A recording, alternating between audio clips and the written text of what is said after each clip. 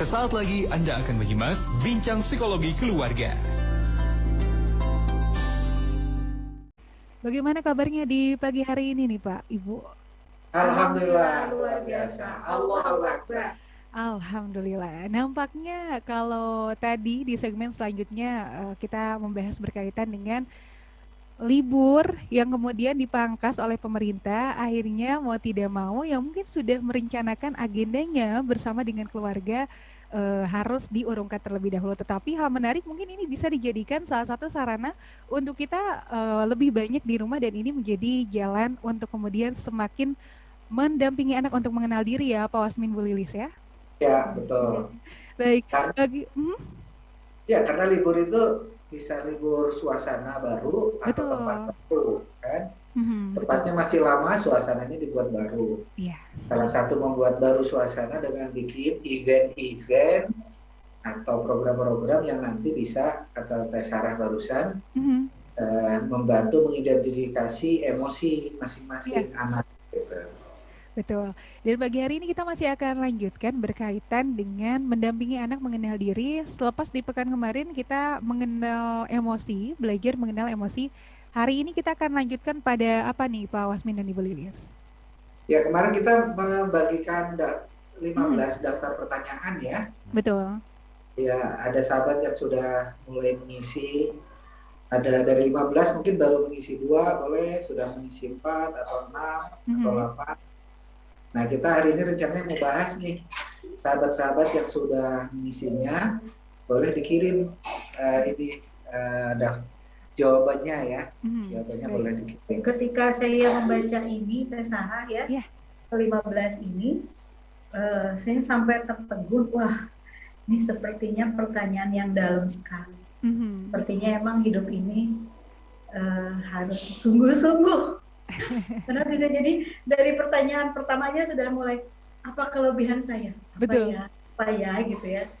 Kekurangan saya apa? Semakin bawah, apalagi misalnya yang poin 15 itu lumayan ya Pak Wasmin. Jadi perenungan juga, saya ketika membaca 15 ini merenung banyak ya. Dan kemarin berdiskusi dengan Pak Wasmin malah merenung di masa lalu. Jadi flashback. Tertarik ke masa lalu, kenapa sekarang kita jadi begini, masa lalunya gimana, apa yang ditakutkan dulu di masa lalu kita, sehingga ada pencapaian di hari sekarang. Karena takut itu positif kalau misalnya kita arahkan ke yang positif. Jadi tidak selamanya takut itu negatif ya. Misalnya contoh kasus Pak Wasmin, saya waktu kecil itu takut di mana saya tinggal di gang sempit. Kalau kata penyanyi siapa sih yang Jakarta itu, gang Titik Puspa itu gang apa? Gang kelinci. Di mana gangnya itu ya gang yang istilahnya hanya masuk motor lah gitu. Nah, saya ketakutannya itu, aduh saya gimana ya kalau tinggal di sana. Saya pengen keluar dari sana. Nah, dari sanalah mulailah saya ada cita-cita yang sangat tinggi. Kalau begitu keluar dari gang, saya harus sekolah tinggi. Nah itu. Jadi kenapa saya memaksakan untuk sekolah tinggi? Mungkin sih kalau dari kemampuan saya juga agak begitu, ya istilahnya mampu-mampu banget gitu ya. Tapi karena ketakutan itulah yang mendorong saya untuk jadi hari ini. Nah, jadi dengan baca 15 ini kita menarik untuk orang tua ya. Dan untuk anak-anak kita, nanti kita akan bantu di pendampingan di menjawab pertanyaan ini ya. Pertama mungkin pertanyaan di yang poin 1 dan 2 dulu ya untuk anak-anak kita. Baik.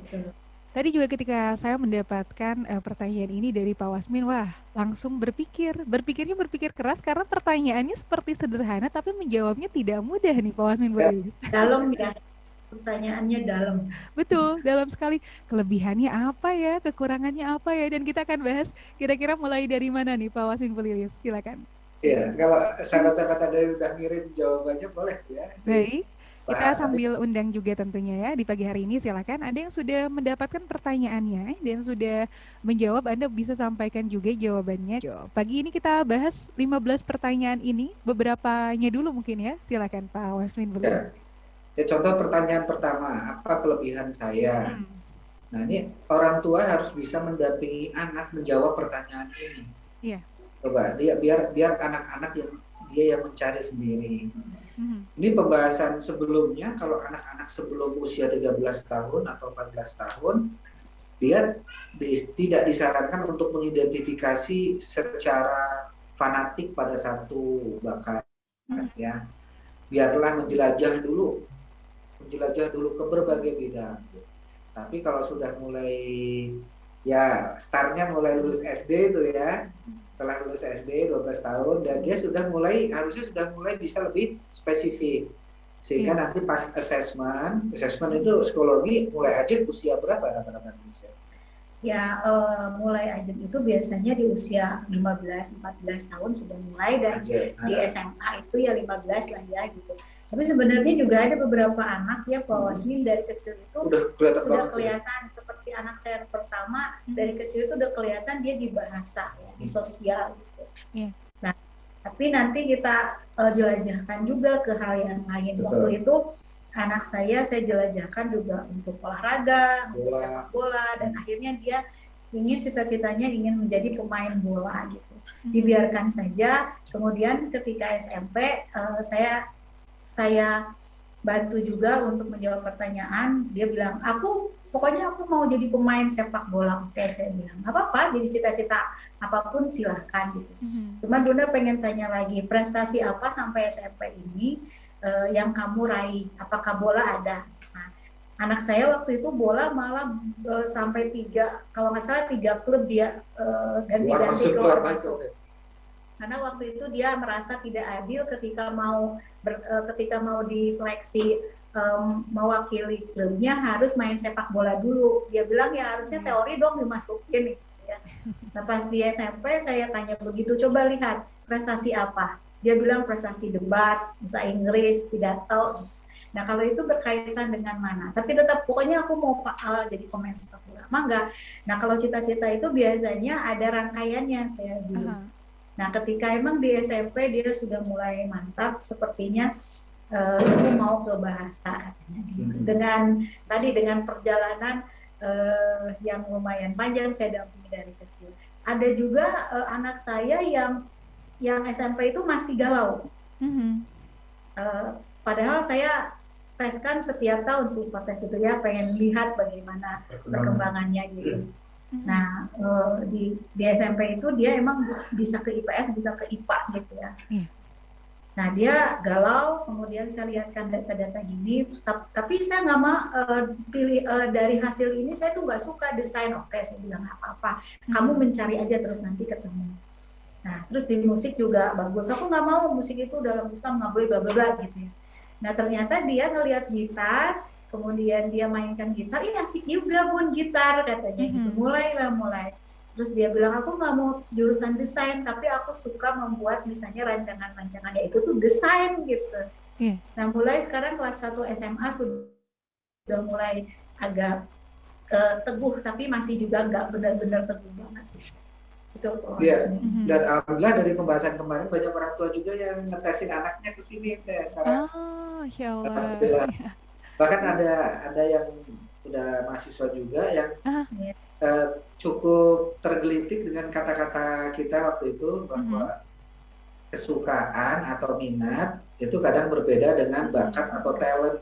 Betul, gitu. betul. Nah, kadang-kadang kita nggak bisa bedakan antara bakat atau talent dengan minat atau kesukaan. Dia sukanya masak Pak Wasmin, karena dia suka makan. Tapi itu bukan bakat. Tapi bukan bakat. Saya tuh suka banget komputer, suka gitu kan sampai malam. Tapi ternyata kayaknya sih gak bakat gitu. Karena emang butuh effort yang besar sekali gitu. Sementara ada yang saya kerjakan berjam-jam itu kadang-kadang dilakukan oleh orang yang bakat itu cuma 5 menit. Ternyata gini tuh ternyata. Iya, betul. Karena memang bakatnya ya. Saya cuma suka tapi tidak bakat. Baik, baik. Iya. Jadi nampaknya kalau misalkan tadi berkaitan dengan mengenalkan anak juga mendampingi anak untuk mengenali kelebihan dari dirinya, ini Hmm, bisa diajak dari sejak dini begitu ya. Tapi memang tidak betul. ada patokan usia khusus begitu ya, Pak Bu? Dari usia 2 tahun kita terus amati, Aha. observasi, dampingi, kita perkenalkan semuanya kalau kalau bisa gitu ya, yang kecerdasan majemuk itu kinestetik, spasial visual, verbal linguistik, inter-inter dan semuanya gitu ya. Mhm. Nah, nanti sebenarnya dari sana sudah mulai mengerucut. Biasanya di usia 15 tahun sudah mulai agak ajak gitu ya. Ah, Makanya rata-rata untuk talent mapping sudah bisa bagus di usia 14 atau 15 tahun mhm. kecenderungannya gitu. Memang ada sih metode yang pakai tubuh. Kalau pakai tubuh kan memang tidak ada perubahan. Ini memang kelemahannya itu tidak mengakomodasi faktor sosial sebagai bagian dari pembentuk keunikan seseorang. Mhm. Kalau menggunakan tubuh, baik mata, pakai retina atau pakai jari kayak Iya. gitu kan. Tapi itu sebagai second opinion boleh-boleh aja ya, nggak menghalangi kita. Jangankan yang kayak gitu, yang di komputer juga pada ada ngisi bintang-bintang, ada yang dengan ngisi questionnaire Iya. pendek. Oh, aku Yang penting sebenarnya dapat data, dapat terbantu data. kita. Data itu kan untuk membantu kita. Bagus. Aha. Hanya kalau semakin valid kan semakin lebih akurat gitu ya. Mhm. Nah ini dalam membantu anak mencari kelebihan dan kekurangannya, orang tua perlu bisa memahami ada multiple intelligences ya. Multiple intelligences itu yang dikenalkan oleh Howard Gardner ada 8 ya. Mhm. Mudah menghafalnya pakai rumus Slim and Bill ya. Udah pernah bahas ya dulu ya. Kita pernah bahas juga, kita Iya. ingatkan lagi sahabat-sahabat Ya. gitu ya. Slim and Bill. Slim itu S L I M, Mhm. N ya huruf N, Bill itu B I L ya. Slim S L I M, Mhm. N Bill, N-nya huruf N aja. Jadi berapa huruf tuh? S L I M udah 4 huruf ya. N 5 huruf, Bill B I L berarti ada 8 8. huruf. Mhm. Berarti totalnya 8 ya, Slim and Bill. S yang pertama adalah spasial visual. Spasial visual. Mhm. L adalah linguistik verbal. I interpersonal. M-nya musikal. N-nya natural. Mhm. B-nya body kinesthetic. I yang kedua adalah intrapersonal. Tadi I yang pertama kan interpersonal. Iya. I yang kedua intrapersonal. L yang kedua adalah logic matematik. Tadi L yang pertama adalah linguistik verbal. L yang kedua logic matematik. Saya ulangi ya sahabat-sahabat pelan-pelan nih karena mungkin sebagian bukan guru yang mungkin pernah baru mendengar ini. Aha. Slim and Bill. S yang pertama spasial visual. L linguistik verbal atau cerdas bahasa, cerdas huruf. Kalau spasial visual itu cerdas ruang ya tulis ya. Jadi arsitek, jadi desain, pelukis, seni, di DKV itu orang spasial visual keren ini ya. Linguistik verbal itu orang bahasa terus listen. Jadi sastrawan, ya di puisi, jadi pengarang cerpen, narator, itu linguistik verbal.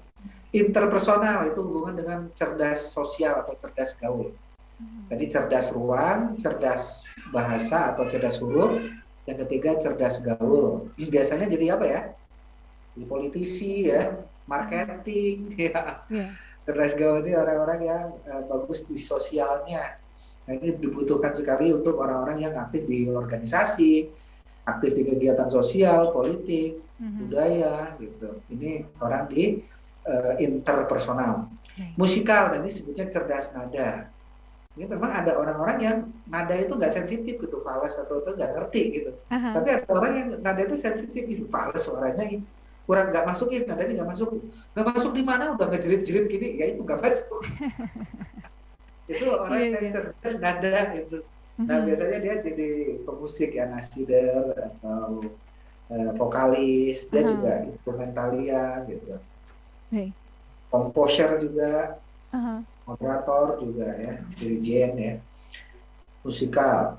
Yang N natural itu ya orang IPA, dia bagus di flora fauna gitu, ngebedah katak, nggak jijian gitu. Kalau yang nggak cerdas natural, katak nggak jijian gitu. Pohon naik gitu. Ini anak-anak di sekolah alam nih cerdas natural biasanya nih. Jadi kalau anak-anak cerdas natural bagus di sekolah-sekolah yang tidak di gedung ya, sekolah-sekolah di alam gitu. Nanti dia jadi pecinta binatang, jadi dokter hewan, jadi pelestari alam segala macam, termasuk ahli fisika, ahli kimia. Nah, hanya kalau ahli fisika kimia cenderungnya ke logic matematik ya. Tapi kalau yang dimaksud biologi yang lebih ke arah terapan, ke arah pengembangan pertanian segala macam itu di cerdas natural ya. Kemudian di body kinesetik, nah ini atlet biasanya bagi atlet. Dia tubuhnya itu bisa benar-benar cerdas gitu. Sampai ada atlet yang kakinya diasuransikan 1 miliar rupiah tuh. Diasuransikan. Ya karena emang dia dari kakinya dapat uang ya. Iya, betul. Kalau musikal dia dari jari uang ya. Kalau intrapersonal itu cerdas diri, dia jadi filosof, jadi sufi, jadi orang-orang agamawan yang dia benar-benar merenung yang lebih dalam, memahami diri, bahkan juga jadi psikolog juga bisa ya intrapersonal ya. Dia orang yang kuat sekali dalam pemahaman diri dan orang lain ya. Dan yang terakhir logic matematik. Logic matematik itu cerdas angka disebutnya, cerdas logika. Nah biasanya di sekolah yang jadi anak emas itu ini logic matematik atau natural, anak fisika, IPA itu. Anak-anak bahasa, anak sosial itu dianggapnya anak bukan kecerdasan, dianggapnya buangan. Padahal ini kalau buat Gardner semuanya bentuk kecerdasan. Kalau sebuah profesi sama-sama berpeluang jadi hebat, profesi sama-sama bisa bermanfaat juga bagi umat, bukan hanya di logic matematik atau di natural. Betul. Nah, pemahaman orang tua tentang multiple intelligence ini menjadikan orang tua punya kacamata gitu ya. Gini. Anak saya suka menggambar. Berarti dia di spasial visual. Anak saya suka membaca, suka menulis dan buat novel, dia buat juga aplikasi di mana dia bisa menulis. Dia cerdas di verbal linguistik. Nah, jadi kalau misalnya orang tua punya pemahaman tentang ini, membantu sekali untuk menggali kelebihan anak-anaknya. Iya. Dan tadi juga kan disampaikan kalau misalkan kita ini perlu senantiasa mengecek ya usia sekian dan bisa jadi berarti itu berubah begitu. Apakah ini artinya juga bisa diarahkan oleh lingkungan atau seperti apa nih Bu Lilis, Pak Wasmin? Ya, lingkungan menstimulasi tapi tetap pilihan kembali lagi kepada anak. Jadi kalau misalnya emang orang tua ada sesuatu misalnya ini kayaknya pekerjaan ini asik buat anak saya gitu. Saya dokter atau psikolog boleh diperkenalkan, tapi nanti ujung-ujungnya anak tidak memilih itu karena juga ada dari anak itu sama ibunya terus dibawa ke kegiatan kedokteran apa gitu ya. Nah di akhir pilihan anaknya aku nggak mau masuk ke dokteran. Nah kita sebagai orang tua harus terima. Tapi boleh orang tua, saya juga kadang misalnya bawa anak-anak saya ke kampus misalnya ya, ketemu dengan dosen saya, kemudian anak saya juga tahu pekerjaan saya gitu, dimana akhirnya anak saya kayaknya aku nggak mau jadi kayak bunda, ini ribet nanti ketemu misalnya dengan orang yang punya masalah dan sebagainya, nanti aku bisa ke bawah. Nah itu kita harus terima gitu. Nanti seandainya anak kita tertarik misalnya kita libatkan terus di kedokteran, terus anaknya kayaknya kedokteran asik ya. Nah itu makanya keputusan bukan dari orang tua, tapi orang tua boleh memberikan silakan stimulasi apapun untuk menambah info ketika anak memutuskan apa nih yang jadi kelebihan, apa yang akan saya ambil di kemudian hari sebagai talent saya. Baik. Jadi nampaknya poin 1 berkaitan dengan kelebihan juga ini pembahasannya begitu luar biasa sekali ya. Karena menemukan kelebihan itu tidak mudah nampaknya, perlu proses panjang ya. Makanya kemarin saya dengan Pak Wasim, ini 15 pertanyaan kayaknya nggak bisa kita bahas di satu. Jadi ada anaknya lagi gitu ya. Ada jawabannya lagi. Kan ini aja kelebihan itu lumayan loh. Betul. Kita misalnya bagaimana mendampingi anak. Jangan sampai misalnya gini loh, kamu udah kelebihannya misalnya, nih, lihat dari hasil psikotes, kamu kelebihannya ini, udah kamu ngambil. Nah, manusia itu bukan robot gitu. Meskipun ada data misalnya ya, kayak anak saya tadi kan ada data, yang ngisi juga anak saya, tapi dikembalikan lagi, kita terus dampingin. Akhirnya di satu titik kita harus terima ketika dia memutuskan, oke, aku mau memutuskan mengembangkan bahasa Inggris, kemudian di sosial aku mengembangkan bisnis karena aku pengen jadi pengusaha. Nah, kalau sudah itu goalnya ditentukan, itu enak. Dia juga nanti mencari mencari pembelajarannya, kemudian kuliahnya, dia akan lebih terarah gitu, nggak kemana-mana gitu. Itu ya Pak Musmin ya. Iya, betul. Baik. Dan barangkali yang menjadi pertanyaan sahabat MK di rumah ini, bagaimana begitu saya harus mendampingi anak untuk mengenali kelebihan, sedangkan di sisi lain sebagai orang tua juga belum begitu mengenali kelebihannya nih Pak Wasmin Bu Lilis.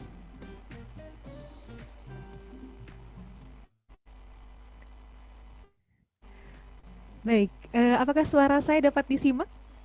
Barusan ini putus. Putus. Baik, saya ulangi lagi.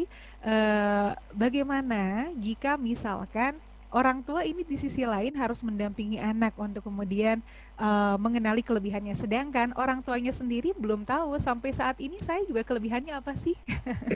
Begitu Pak Wasmin Bu Lilis. Ini menarik, Ulis, waktu itu ada pensiunan, ada yang sudah pensiun,